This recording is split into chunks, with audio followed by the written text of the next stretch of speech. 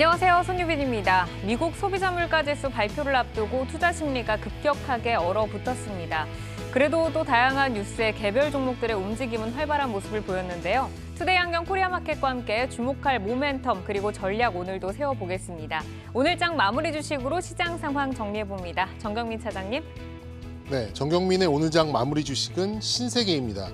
옵션 만기일 특징적으로 메이저 수급 주체들의 프로그램 매도가 굉장히 강하게 나왔었는데요. 특히 선물 매도는 좀 공포스러운 정도였습니다.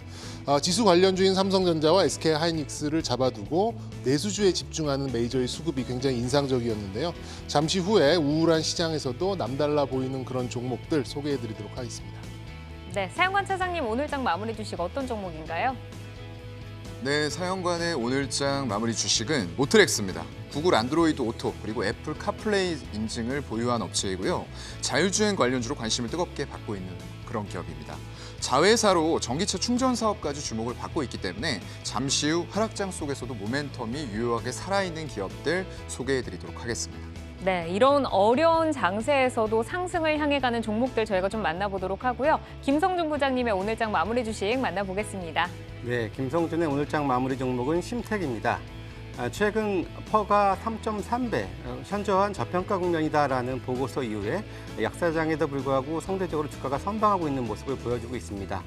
역시 믿을 것은 실적밖에 없다라는 생각이 드는데요. 오늘 저도 상대적으로 주가를 방어해줄 만한 실적 유망주로 하나 소개를 해드리도록 하겠습니다. 네, 믿을 것은 실적이다. 실적이 탄탄한 기업들 저희가 또 확인을 해보도록 하고요. 세 분의 오늘장 마무리 주식으로 오늘 시장 정리를 해봤습니다. 다양한 종목들의 이슈 그리고 기술적 분석을 통해서 내일을 함께 열어갈 종목들 지금부터 만나보겠습니다.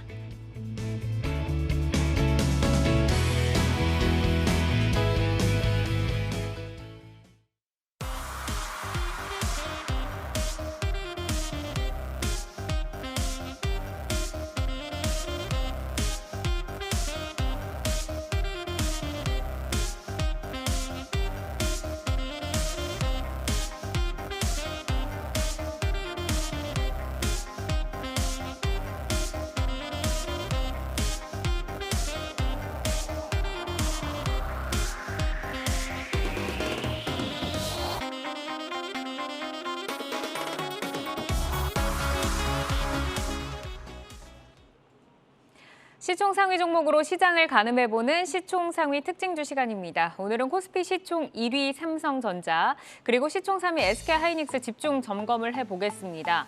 미국 정부가 대중 수출을 금지한 반도체 장비에 이제 삼성전자와 SK하이닉스 공장에 대해서는 1년 동안 규제를 유예하기로 했습니다. 1년이라는 시간을 벌기는 했습니다만 반도체 업황 부진에 또 중국 시장 위축까지 엎친 데 덮친 격이다라는 평가가 나오고 있는데 오늘 주가는 다소 엇갈렸습니다. 삼성전자는 1% 밀렸고요. 하이닉스는 0.9% 강세로 거래를 마쳤습니다. 미국 정부가 삼성전자와 SK하이닉스 공장에 1년 유예라는 혜택을 주기는 했지만 이 중국 시장을 포기하기 어려운 국내 업체 입장에서는 1년 후를 또 고민을 해봐야 하는 상태인데 국내 업체들의 행보에 어떤 변화가 좀 나타날 것이다라고 예상을 하실까요? 네, 기본적으로 중국 정부가 최근 들어서 반도체 투자를 상당히 좀 많이 하고 있죠. 정부에서 60조를 현재 투자를 하고 있고 향후에 250조까지 투자를 늘릴 계획이었어요. 그래서 전체적인 반도체 산업이 위협이 됐던 것은 사실입니다. 그래서 그런 것들을 조금 꺾는 그런 결기를 꺾는다는 측면에서는 그래도 좀 시간을 벌었다라는 차원에서는 좀 긍정적인데 안타까운 것은 또 이제 중국 내 삼성전자랑 SK하이닉스가 중국에서 생산하고 있는 물량도 상당히 좀 많다라는 점을 좀 이제 우리가 주목을 해봐야 될 것 같습니다. 기본적으로 삼성전자의 중국 시안 공장에서는 지금 디램 전체 삼성전자의 생산량의 41%가량을 차지하고 있고요. 이것이 글로벌 한 14% 정도를 차지할 정도로 좀 많은 물량을 하고 있는 상황, 생산하고 있는 중이고 더 많은 것이 이제 SK하이닉스일 텐데요. SK하이닉스 중국 우시 공장에서 역시 이제 디램 같은 경우에는 하이닉스의 전체 생산량의 49%를 우시 공장에 생산을 하고 있는 중이고요. 또 이제 낸드를 생산하고 있는 다른 공장에서도 지금 30%가 넘는 그런 생산량을 전체 보여주고 있어요. 그래서 이런 것들이 향후에는 글쎄요, 이제 이렇게 1년 유예를 했다고 하지만 이 첨단 장비를 들어놓으면은 향후에 1년 후에 어떻게 될지 불확실성이 커지기 때문에 추가적으로 거기에 첨단 장비를 들이기는 상당히 부담스러울 수밖에 없을 것이고요. 그렇다면은 향후에는 이 1류 제품이 아니라 뭐 이제 한 2, 3류 되는 좀 이제 그 레거시 제품 정도만 생산할 수 있는 그런 공장으로 전락할 가능성도 분명히 가지고 있는 것이 현실이고요. 그래서 결론적으로는 미국으로 와라, 미국에 투자해라라는 그런 정책의 일환이기 때문에 글쎄요, 이것을 미국에 투자를 하면서 잘 이렇게 유연하게 넘어가야 될 텐데 그게 사실 좀 이제 만만치는 않은 그런 것이기 때문에 이러한 부분들은 사실 분명히 좀 부담스러운 것은 현실이라고 말씀드릴 수 있겠습니다. 그러니까 국내 이제 업체들이 중국에 기대고 있는 그 중국이 차지하고 있는 비중이 굉장히 큰데 지금 중국 투자 그리고 매출 현황 그리고 지금 수출하는 정도 어느 정도나 되나요? 글쎄요, 지금 중국으로서는 반도체 굴기가 좀 필수인 그런 상황에서 미국이 그 길을 완전히 막아버렸죠. 전에도 한번 말씀드린 것처럼 러시아한테 잽을 맞아보니까 중국의 어퍼컷 이런 거 날라오면 정말로 힘들 것 같거든요. 그런 것들을 원천 차단하겠다라는 미국의 의지가 드러나고 있는 그런 상황이고요. 일단 한국의 메모리 반도체에서 중국에 수출하는 비중이 무려 75%에 달합니다. 굉장히 크죠. 거의 중국에서 모든 반도체를 흡수해 가고 있다라는 설명이 될 텐데요. 여기에서 이제 이런 지위가 무너질 수밖에 없는 상황들이 오고 있는 거죠. 중국에서 또 수입량 전체 반도체를 1년간으로 놓고 봤을 때 한국에서 수입하는 비중이 또 역으로 45%예요. 굉장히 큰 비중을 한국에서 서로 한국과 중국이 의존을 하고 있다라는 의미가 되는 거고요.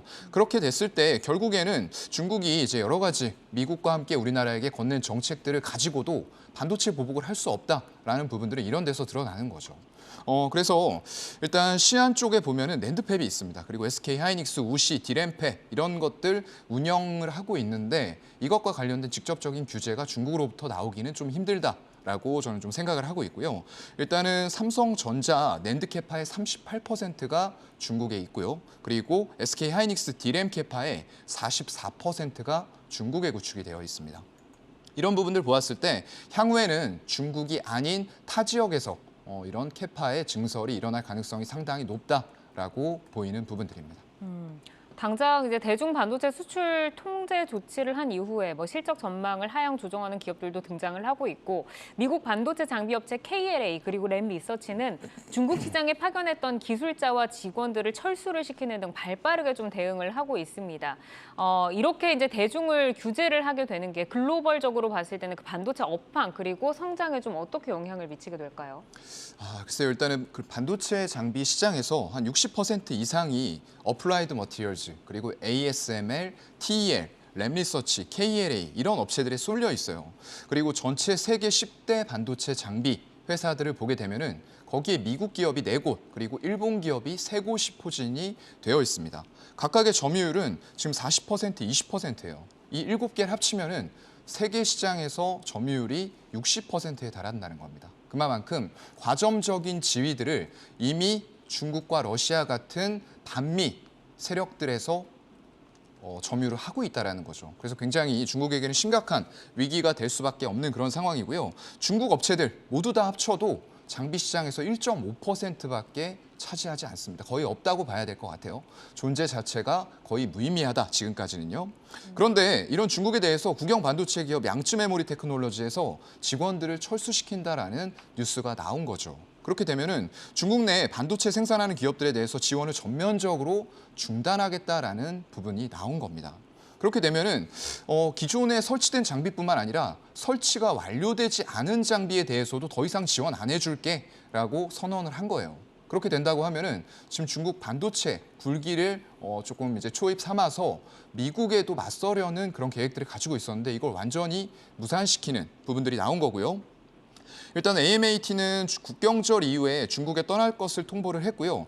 향후에 반도체 생산이라던가 어떤 장비의 업그레이드 그리고 유지 및 개발 쪽까지 타격이 불가피한 그런 상황입니다. 그렇다고 중국이 자체 개발을 통해서 이런 것들을 단기간에 따라잡을 수 있을 것이냐.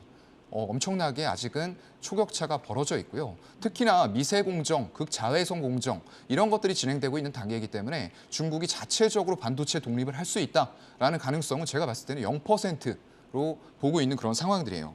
그래서 중국 반도체 관련 기업들의 주가가 즉각적으로 증시에서 반응하는 모습들을 보여줬고요. 이런 것들이 향후에 반도체, 글로벌 반도체 시장에서 중국이 차지하고 있는 비중, 매출이라던가 사용 비중을 말씀을 드리는 겁니다. 그런 비중으로 봤을 때는 상당히 타격을 받을 수밖에 없는 그런 뉴스들이 나왔다라고 보여집니다. 그러니까 중국은 이제 계속해서 반도체 업황에서 좀 제외가 되고 미국을 선두로 해서 미국을 중심으로 해서 커나가는 이제 반도체 시장을 좀 말씀을 해주셨는데 당장 이제 우리나라가 좀 문제입니다. 삼성전자가 우선은 예상에 미치지 못하는 3분기 잠정 실적을 발표를 하면서 반도체 혹한기를 예상을 하고는 있었지만 우려가 더욱더 좀 커지고 있고 SK 하이닉스도 이제는 뭐 실적 부진설 그리고 내년에는 뭐 적자 얘기까지 등장을 하고 있는데 성적표 어떻게 좀 예상을 하실까요?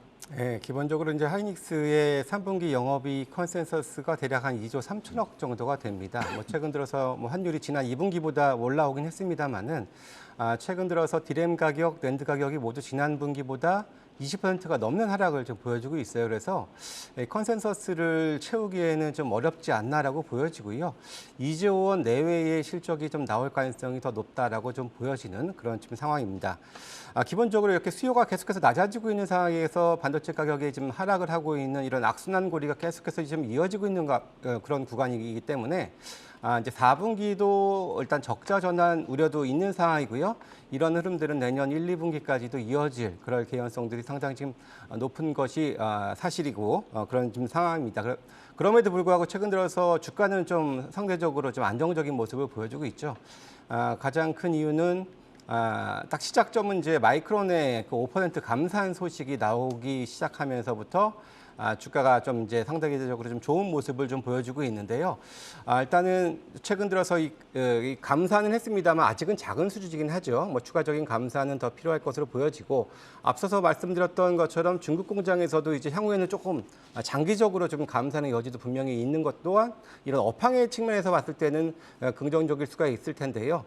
앞으로 향후에 이제 재고 조정 과정들이 좀 필요합니다. 좀 많이 쌓여 있는 재고를 좀 이제 떨이로 좀 파는 그런 흐름들이 좀 나오고 난 다음에 그 다음부터는 서서히 반도체 가격 상승을 좀 도모해 볼 수 있을 텐데 이러한 흐름들은 올 연말이나 내년 초 정도에 좀 나올 수 있지 않냐라고 지금 예상들을 하고 있기 때문에 일단 주가 선행성 차원에서 고려한다면은 최근에 그래서 상대적으로 좀 강한 모습을 보여주고 있는 것이 아닌가 이렇게 생각은 듭니다. 네, 우선 이제 재고 소진이 되는 그게 이제 먼저 좀 나타나야 하고 그 이후에 반도체 업황이 조금 돌아설 것을 말씀을 좀 주셨는데 이제 반도체 업황 부진에 대해서 이제 우려의 목소리가 크다 보니까 부품 업체들도 하반기 실적에 대한 우려감이 있습니다. 하지만 이제 뭐 비메모리 관련해서 뭐 인공지능이라던가 자율주행이라던가 이쪽으로는 그래도 긍정적인 뉴스들도 좀 전해지고 있는데 반도체 소부장 하반기 성장 추이 어떻게 좀 보실까요?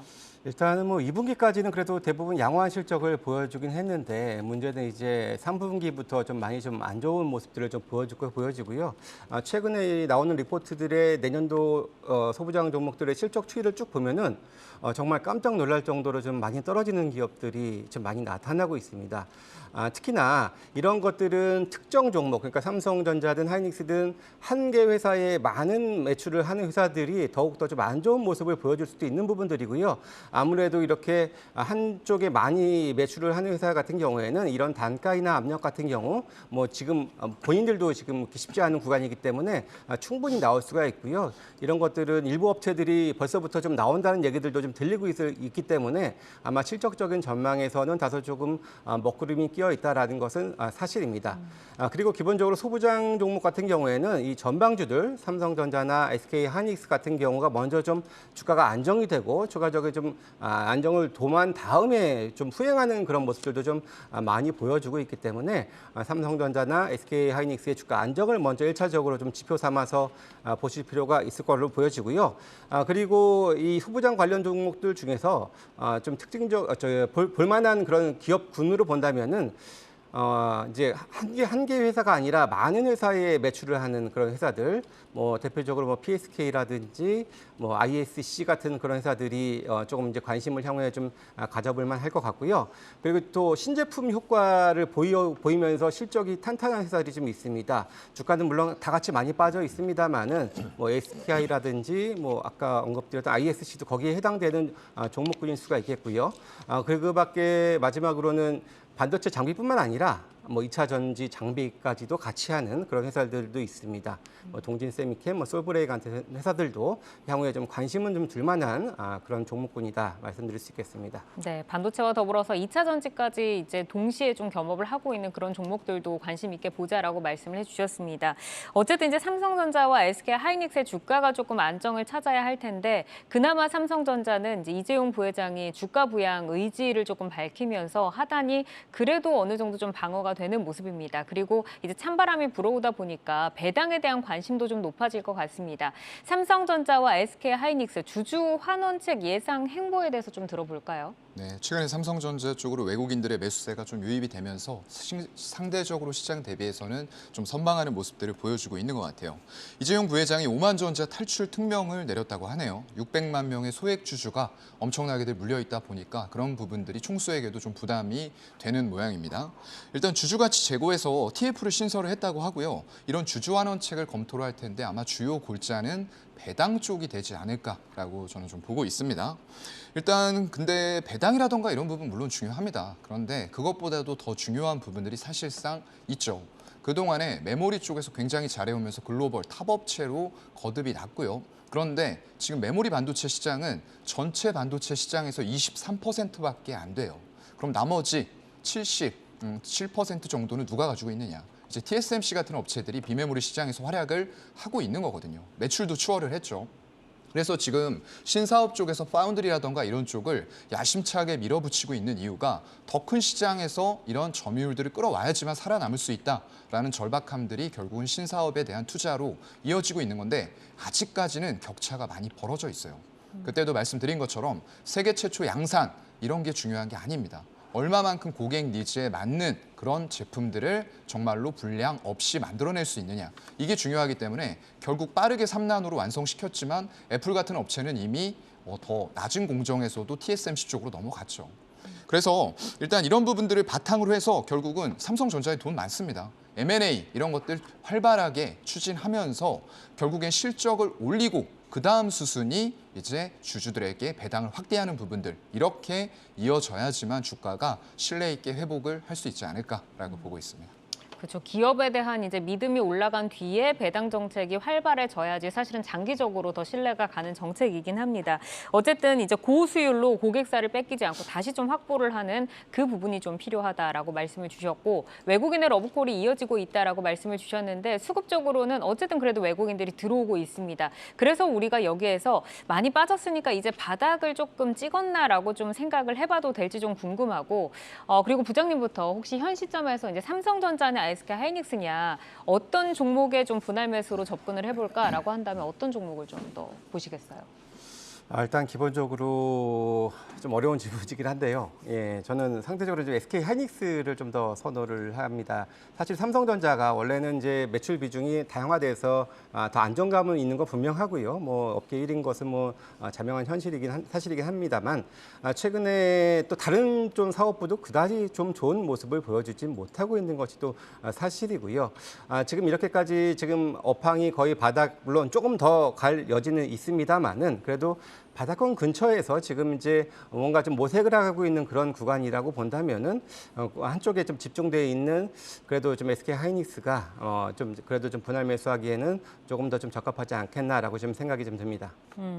그러면은 두 기업 다 이제 외국인의 이런 매수들이 좀 연속성이 있을 것이고 약간 바닥권에 가깝다라고 좀 보시는 걸까요? 글쎄요, 사실 삼성전자나 SK 하이닉스나 둘 다 마찬가지로 딱 외국인 매수를 한 시점이 그 지난달에 마이크론이 실적 발표하는 그 날이었고요. 그때 뭐 5% 감산 계획.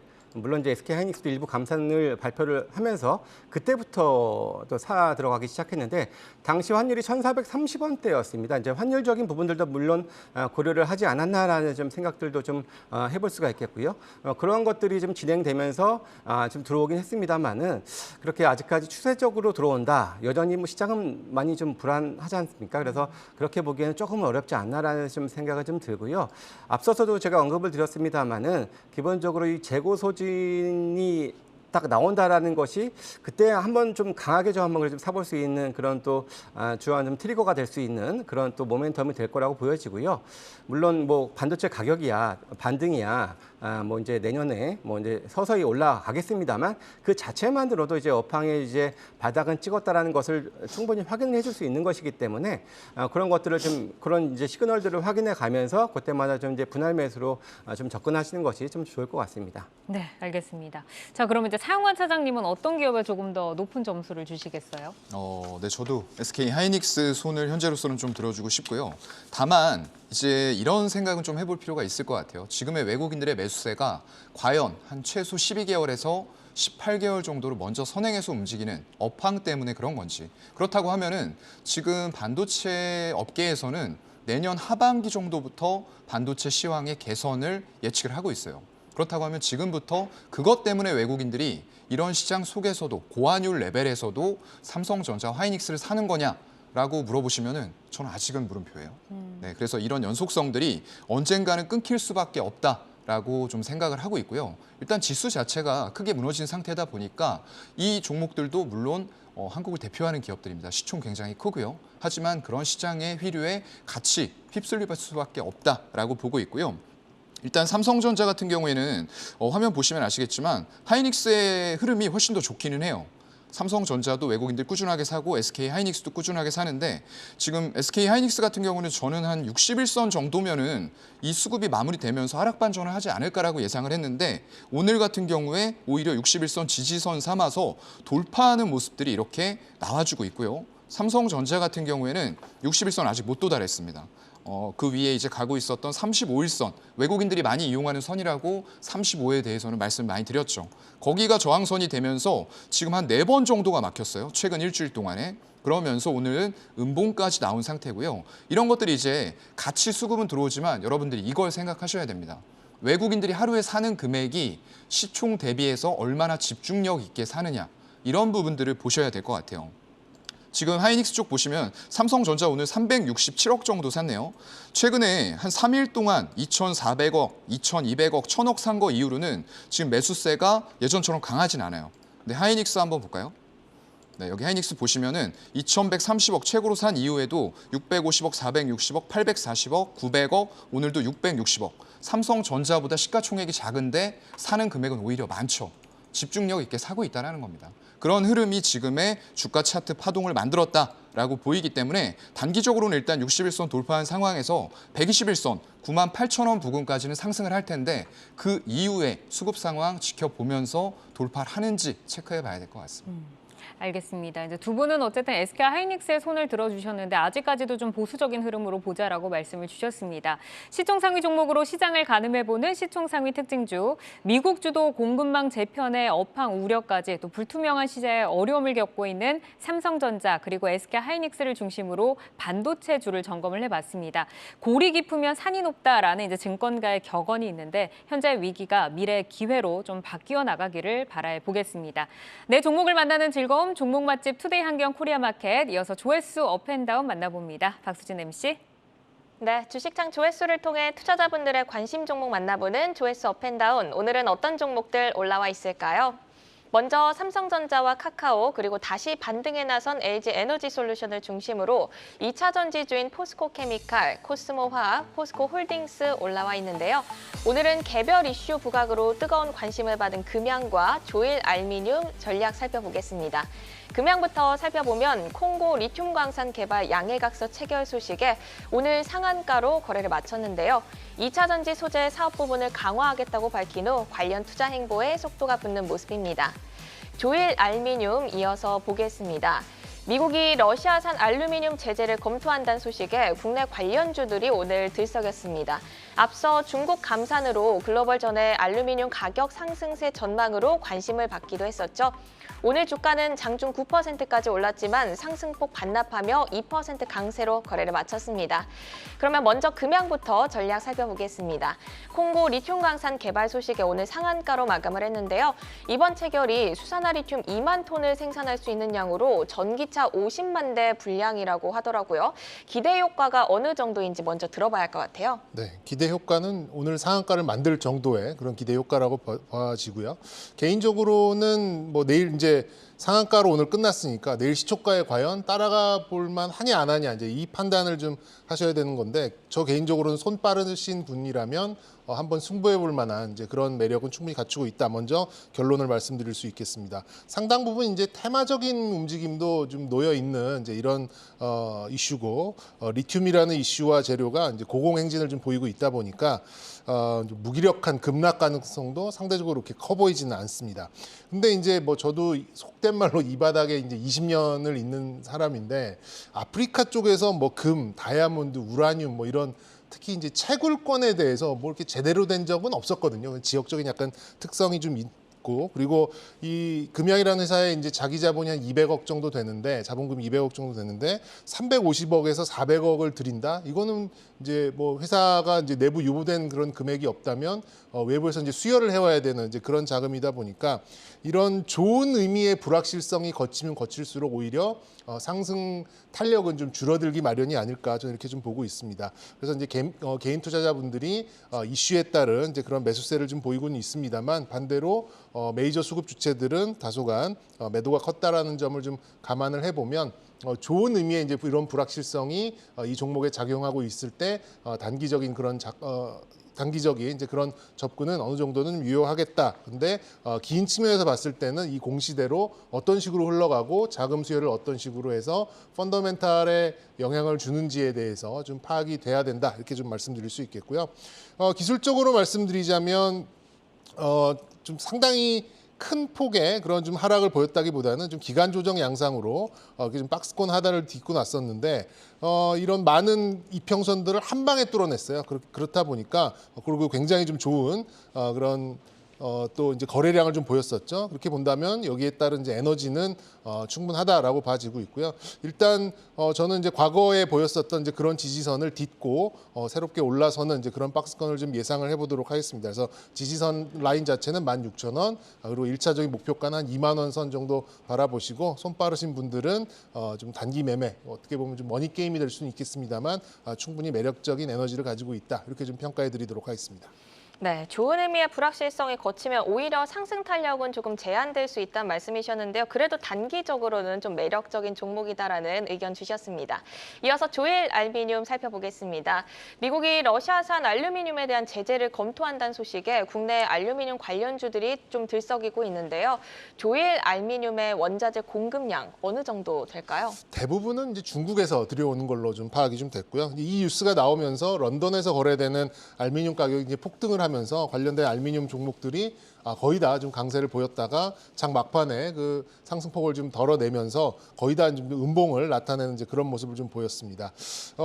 이 대부분의 이제 소재 업체들은 이렇게 중장기, 장기 대량 거래를 통해서 원재료를 사들이고 그리고 또 이제 그만큼의 대량 또 장기 계약을 통해서 전방의 업체들로 공급을 하는 그런 구조인데 이렇게 하루 이틀 움직이는 거에 따라서 그런 수익성이 그렇게 한 번에 이렇게 변하지는 않죠. 하지만 작년과 올해 굉장히 좀 좋은 가격 전가를 보이면서 최고 실적을 좀 만들어냈고 그리고 매출을 비롯해서 이익단의 레벨업을 좀 만들어냈기 때문에 이 안 좋은 시장에서도 주가는 잘 버티고 있지 않았나 이렇게 좀 파악을 할 수 있겠습니다. 그래서 기술적으로 말씀을 드리자면 좋지 않은 시장에서도 저점을 놓치지 않고 이런 채널을 유지하면서 움직였었던 것 같아요. 근데 오늘 한 방 빵 나왔다가 아무래도 이제 런던 쪽에서 가격이 조금 이제 흐지부지 되다 보니까 좀 약세를 좀 보였었는데요. 보시다시피 저점은 계속해서 높여가는 그런 모습을 좀 보여왔습니다. 거래량도 나쁘지 않게 최근 들어서 일정 수준을 유지를 해줬기 때문에 저는 뭐 22,200원 선 정도를 이제 최후의 그런 좀 손절 라인으로 잡고 어떤 좀 방향성으로 가는 이렇게 급한 이제 그런 뭐 매매보다는 2,300원 선 전후를 한 매수 그리고 2,500-600원 선을 한 매도 이런 좀 전략으로 좀 중기 스윙 매매를 해 가신다면 그래도 한두 번의 기회는 오지 않을까 이렇게 좀 판단해 보도록 하겠습니다. 네, 이렇게 조회수 업앤다운 오늘은 금양과 조일 알루미늄 이슈와 가격 전략 함께 점검해봤습니다. 종목 조회하고 궁금증도 풀고 조회수 업앤다운은 체크인 스몰캡 종목 만나본 후 이어서 다시 만나보겠습니다.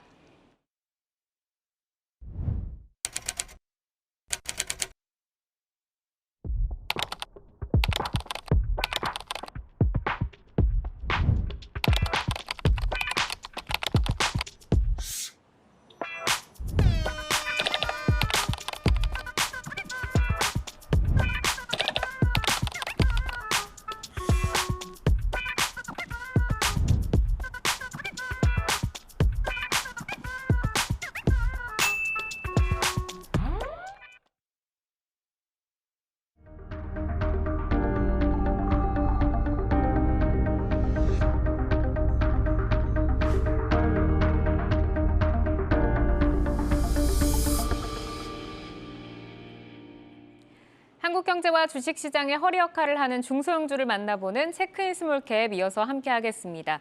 오늘의 첫 종목으로는 태용로직스를 보겠는데요. 견조한 물동량이 확보가 되면서 올해 최대 실적이 예상이 되고 있습니다. 오늘 5% 올랐고 장중에는 16%까지 상승을 하는 모습이었습니다. 저평가 매력이 좀 부각이 되고 있는데 실적 추이와 밸류에이션 매력 먼저 좀 들어볼까요? 예, 사실 오늘 사설 리서치 기관에서 퍼가 1.88배다라는 그런 보고서 나오면서 주가가 상당히 급등락을 보였는데요. 참 보면 참 재밌는 그런 회사라고 좀 생각이 듭니다. 기본적으로 이제 물류회사인데요. 작년에 물류회사다 보니까 이제 BDI 운임 지수가 상당히 중요할 텐데요. 작년 이맘때는 BDI 지수가 한때 5,000을 넘기도 했었고요.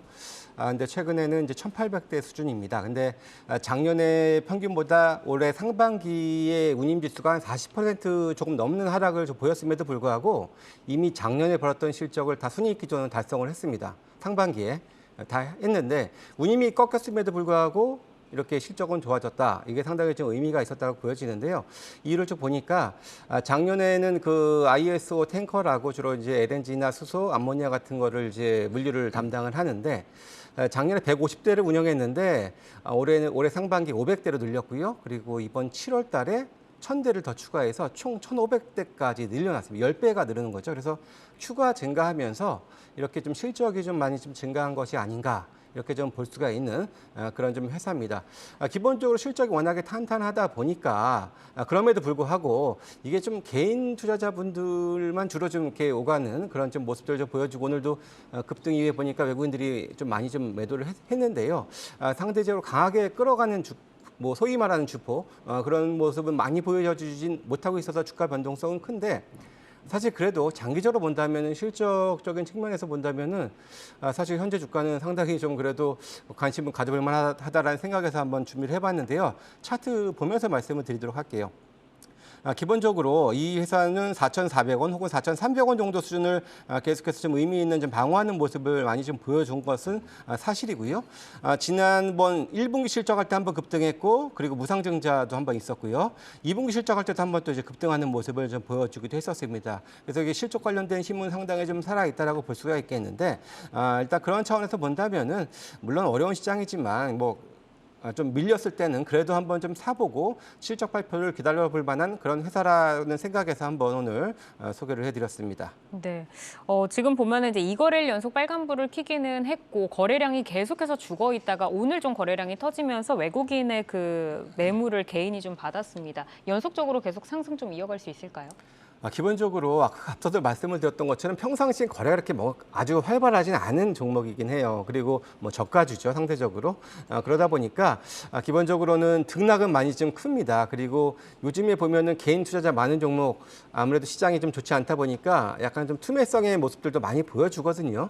그런데 그런 것들이 좀 나온다면은 그럴 때는 그래도 충분히 받아보고 가져가도 그래도 배반하지 않는 실적을 가지고 있기 때문에 그런 쪽에서는 계속해서 관심은 가능하다 이렇게 말씀드리겠습니다. 네, 결국에는 거래량이나 이런 것들도 보조 지표로 볼 수는 있지만 실적이 계속 늘어나고 있기 때문에 실적을 좀 필두로 해가지고 보자라고 말씀을 주셨고 이어서 인크로스 보겠습니다.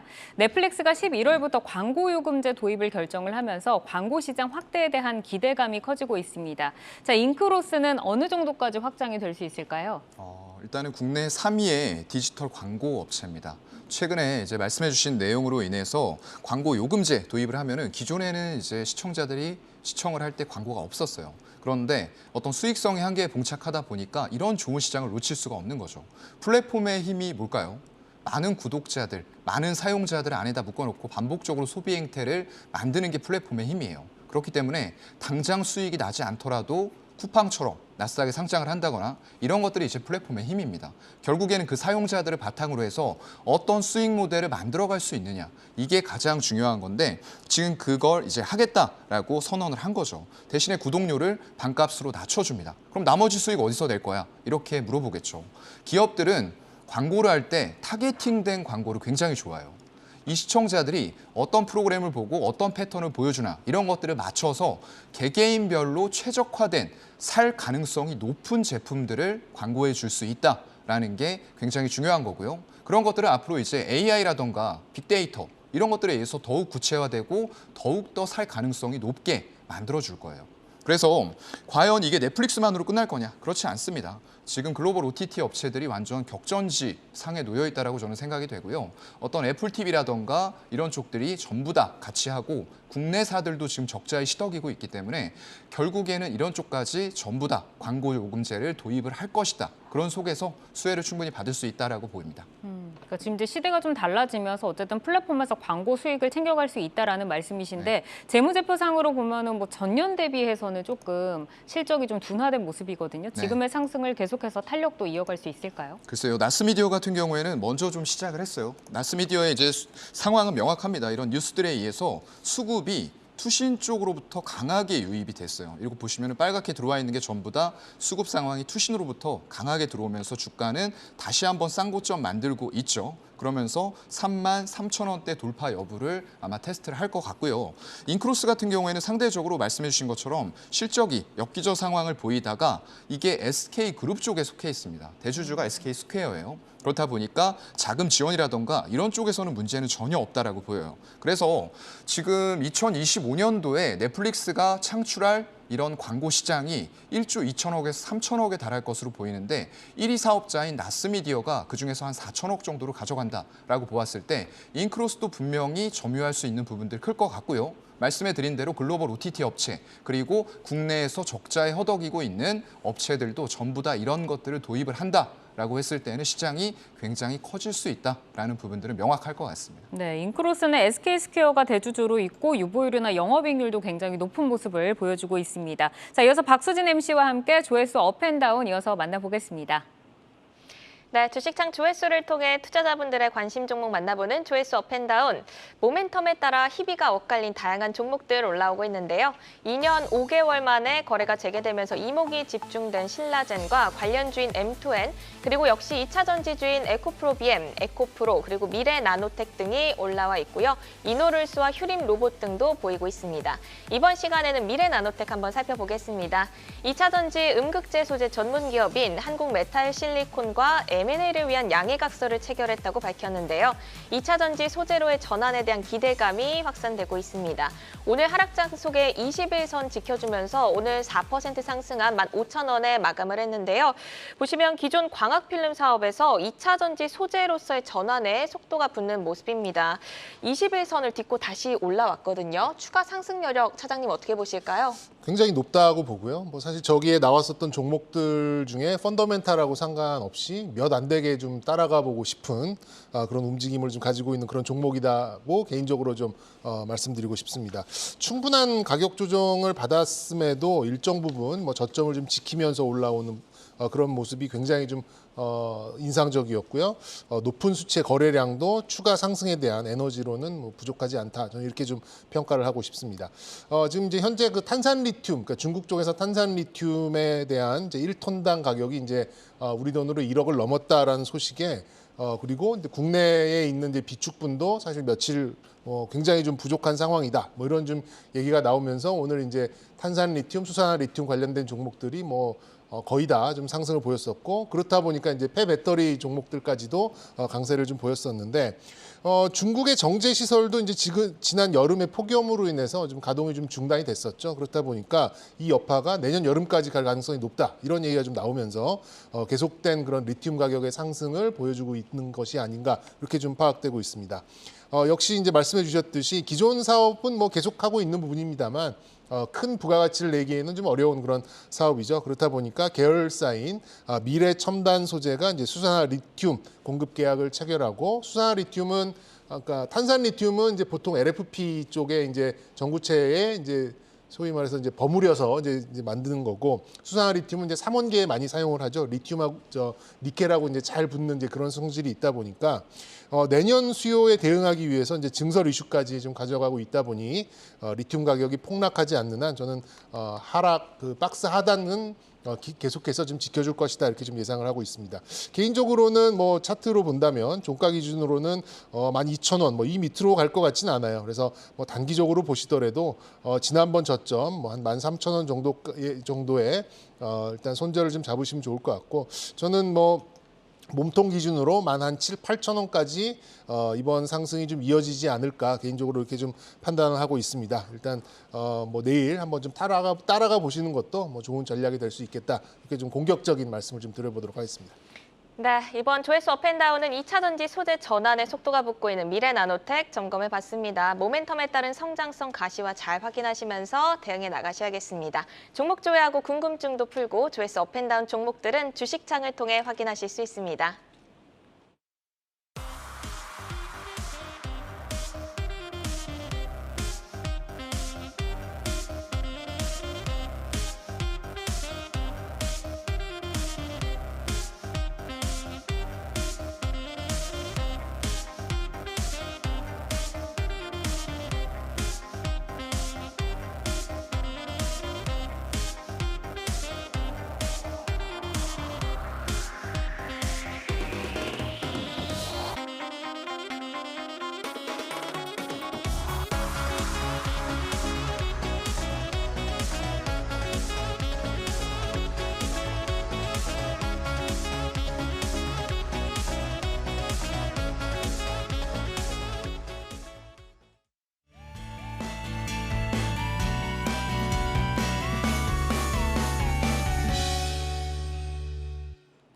네, 다양한 종목들, 이슈들 짚고 왔습니다. 자, 이제는 내일을 여는 유망주가 어떤 종목일지 한번 만나보도록 하겠는데요. 전문가 세 분의 내여주 만나보겠습니다. 투데이안경 코리아마켓 오늘의 유망주는 김성준 부장이 LG이노텍, 사용관 차장 이수페타시스, 그리고 김성준 부장이 LG이노텍을 가지고 오셨고 정경민 차장께서 호텔신라를 가지고 오셨습니다. 자, LG이노텍부터 좀 보도록 하겠습니다. 이제 KB증권에서 오늘 경기 침체를 이겨낼 수 있는 종목이다라고 좀 꼽으면서 관심을 좀 받았는데 어떤 매력 포인트부터 볼까요? 네, 일단 상당히 좀 억울한 것 같아요. 기본적으로 최근에 애플이 감산을 철회했다는 소식 이후에 30%가 넘는 주가 하락을 좀 보여주고 있는데요. 애플이 아이폰 14를 기존에 9천만 대 생산을 하다가 추가로 600만 대를 더 하려고 하다가 600만 대를 철회를 한 겁니다. 6%대죠, 전체에. 그럼에도 불구하고 이렇게 좀 많이 빠졌다라는 것이 조금 억울한 측면들이 있고, 최근 들어서 오히려 프로급, 고사양급에는 긴급 주문도 좀 늘고 있다고 하니까 오히려 뭐 이게 전혀 나쁜 건 아닌데 주가는 떨어지고 있는 겁니다. 최근에 이 환율도 상당히 좀 우호적이고요. 기본적으로 이 회사가 작년에 4분기가 사상 최대 분기 실적이었는데요. 올해 3분기는 그런 부분들을 넘어설 수도 있을 거다 보여지고요. 4분기는 또 계절적인 성수기이기 때문에 더욱더 좋은 실적을 보여줄 개연성이 좀 높다라고 보시면 될 것 같습니다.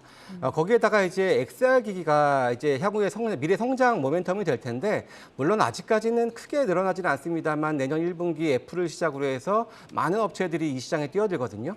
새로운 IT 기기가 사실 이제 이 XR 기기 이외에 다른 건 없다라고 생각이 들어요. 그래서 기본적으로 짧게 말씀을 드리면은 탄탄한 실적을 가지고 있는 밸류에이션 퍼가 5배밖에 안 되니까요. 거기에다가 주가는 30%가 넘는 하락을 보였고, 또 XR 기기를 비롯한 이런 것들의 미래 성장성까지 보여진다면은 이 XR 기기의 이 3D 이 센서 쪽에는 시장 점유율이 90%거든요. 이쪽 시장이 커지면은 LG이노텍이 커질 수밖에 없는 겁니다. 그래서 이런 것까지 겸비한 회사이기 때문에 충분히 좀 안정적인 지금 위치에 있다, 이렇게 보실 수가 있겠습니다. 그러니까 XR의 시대가 필연적으로 올 것인데 지금 퍼도 5배, 주가도 30% 넘게 하락을 지금 했기 때문에 오히려 좀 위기가 기회가 될 수 있다라는 말씀이시네요.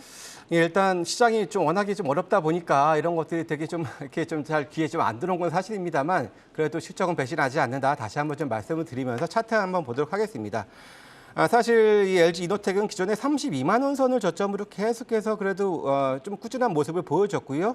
당시가 퍼가 한 7배대 정도 수준이었습니다. 근데 최근에 이러한 부분들이 겹치면서 주가가 좀 뭐 사실 오해라고 볼 수가 있는데 급락을 했고, 물론 수급적으로도 그다지 좋지는 않았습니다만 그래도 이렇게 좀 하락을 좀 많이 보여줬는데, 그래도 지나고 보면은 지금 정도는 상당히 좀 주워 담을 수 있는 구간이다라고 말씀을 드릴 수가 있겠고요. 지금 현재로서는 최근에 저점이 이제 28만 원 정도, 26만 2,500원이었네요. 2,500원 수준이었으니까 그래도 전저점은 이탈하지 않을 것으로 좀 기대를 해보면서 1차적으로는 뭐 기존의 지지였던 32만 원의 저항이 있겠습니다만 그 다음에 35만 원 선까지는 무리가 없을 거다 이렇게 말씀을 드리고요. 뭐 추후에 뭐 더 좋아질 부분들도 충분히 열려 있다 이렇게 말씀을 드릴 수가 있겠습니다. 네, 사용관 차장님의 종목을 바로 좀 만나보도록 하겠습니다. 이수페타시스인데 탈중국 움직임에 우호적인 영업 환경이 지속될 기업으로 꼽히고는 있지만 사실 뭐 전방 업황에 부진했다는 우려가 주가를 끌어내리고 있습니다. 지금 시점에서 주목하시는 이유 그리고 가격적인 네. 전략까지 좀 함께 세워주실까요? 글쎄요, 최근에 이제 반도체 기판 업체들도 주가들이 좀 많이 빠졌고요. 특히나 이제 이수페타시스 같은 경우에는 반도체 기판 쪽도 있지만 정보통신 장비 쪽에 조금 더 특화가 되어 있는 그런 기업이에요. 그래서 고성능화, 디스플레이 수요 증가 이런 부분들이 향후에 짙어진다라고 했을 때는 PCB 분야의 지속적인 발전이 좀 예상이 되고 있고요. 일단은 구조 조정을 거쳤습니다. 그러면서 국내, 일본 업체들 전부 다 철수를 했고요. 중국 업체도 지금 미중 분쟁의 반사이익으로 인해서 퇴출이 되면서 반사수혜를 얻을 수 있는 그런 상황들이 만들어졌어요. 그래서 우월적인 지위가 만들어졌고요. 수익성 자체를 봤을 때에도 반도체 기판보다 이 기업의 수익성이 훨씬 더 좋습니다. 그런 부분이 결국에는 이제 서버와 통신 장비 업그레이드 이런 수요들은 지금도 대기업들에 의해서 투자가 계속 지속이 될 수밖에 없어요. 경기 침체라고 해서 대기업들이 투자를 완벽하게 멈추는 건 아닙니다. 필요한 분야는 반드시 투자를 하게 되어 있고요. 그래서 이미 공장이 다 풀가동되고 있어요. 거기다가 이제 MLB라고 하는 멀티레이어 보드 이쪽은 고다층화되면서 생산 능력 엄청 커지면서 이런 신규 증설의 속도를 더 빠르게 만드는 요인들이 되고 있어요. 실제로 신규 4공장 투자 금액이 기존에는 543억이었습니다. 근데 이 투자 금액이 900억까지 늘어났고요. 2단계 투자 병행하면서 2024년에 완공될 예정입니다. 그래서 앞으로 정말로 PER 내년 그리고 내후년을 바라본다라고 했을 때는 통신 장비, 글로벌 인프라 구축에 있어서 5G 구축은 4차 산업이라고 하죠. 그런 것들을 하기 위해서 필수적으로 필요한 단계예요. 그렇기 때문에 향후에도 좀 낙관적으로 보는데 일단은 시장 상황이 돌아서는 게 먼저겠지만 절대적인 저평가 영역으로 들어와 있다라고 좀 생각이 되는 기업입니다. 네, 가격은요? 네, 일단 가격 전략은 너무 급하게 하지는 않아도 되는 장세이기 때문에 그렇다고 하더라도 너무 또 낮게 드릴 수는 없을 것 같아요. 주봉상으로 지금 마지막 120주선에서 굉장히 잘 다지고 있는 상황임에도 불구하고 외국인들의 매도세가 최근에 좀 나오고 있어요. 기관 쪽 매수는 굉장히 좋고요.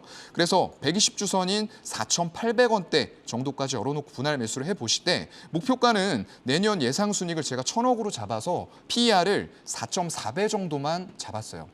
근데 사실상 이거보다 훨씬 시장이 좋아졌을 때는 더 갈 수 있다라고 보고 있고요. 일단은 목표가를 4.4배 대입한 7,000원으로 잡고요. 이 120주선은 굉장히 중요한 장기 이평선이기 때문에 손절은 짧게 하겠습니다. 다시 사는 한이 있더라도 한 마이너스 10% 정도 안에서는 본인들이 감내하실 수 있는 수준으로 손절을 하겠습니다.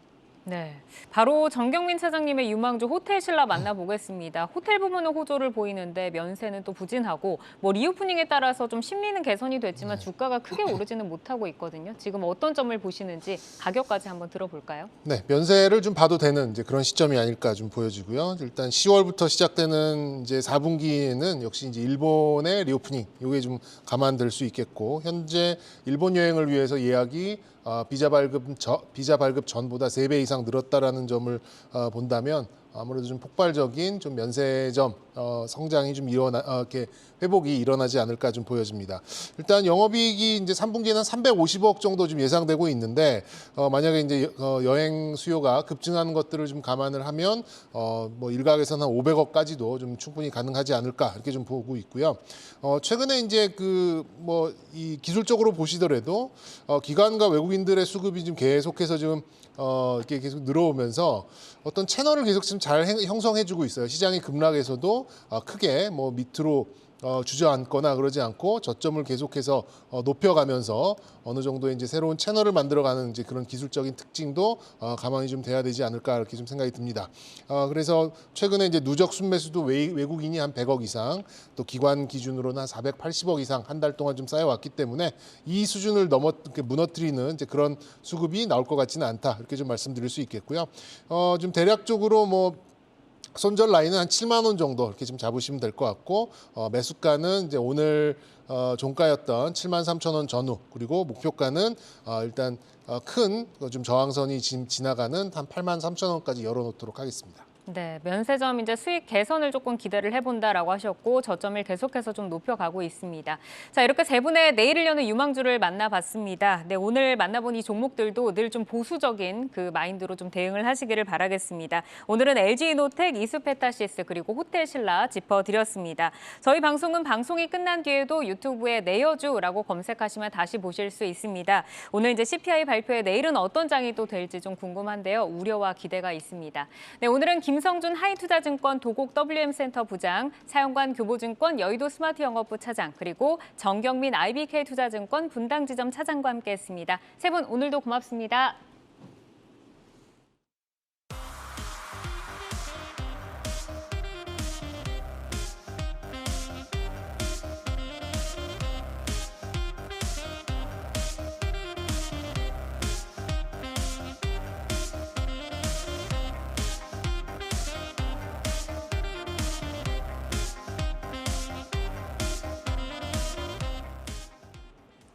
네, CPI 경계감에 잔뜩 웅크린 하루였습니다. 오늘도 고생 많으셨고요. 저희 방송은 늘 여러분과 함께합니다. 오늘도 시청해주신 여러분 고맙습니다.